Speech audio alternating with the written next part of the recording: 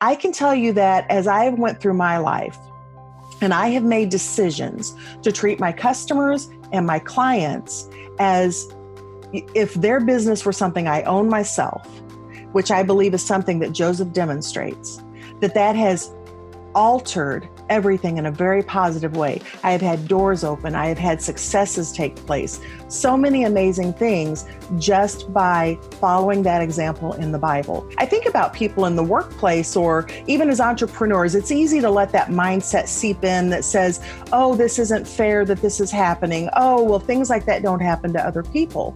But when you consider Joseph's example and what he did with it, that can really help you catch those thoughts, take them captive, and redo things in a way that's going to bring you the results you more likely want.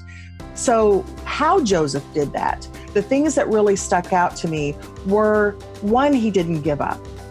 Joseph, he kept on keeping on, but he did it with integrity. He did it with ethics. He did it without complaint. Now you think about how many times we complain in a day.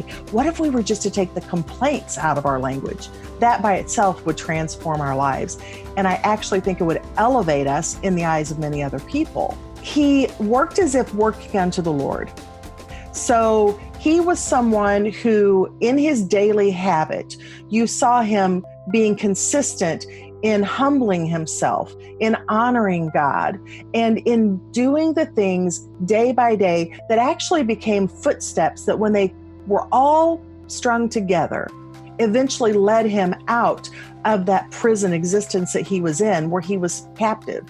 Some of us feel like we're captive, but the thing that I think is even more beautiful about Joseph's story was the outcome, how God honored that. God was honoring it when there was no sign that there was going to be rescue. God was honoring it when there was no sign that Joseph would ever have any kind of success.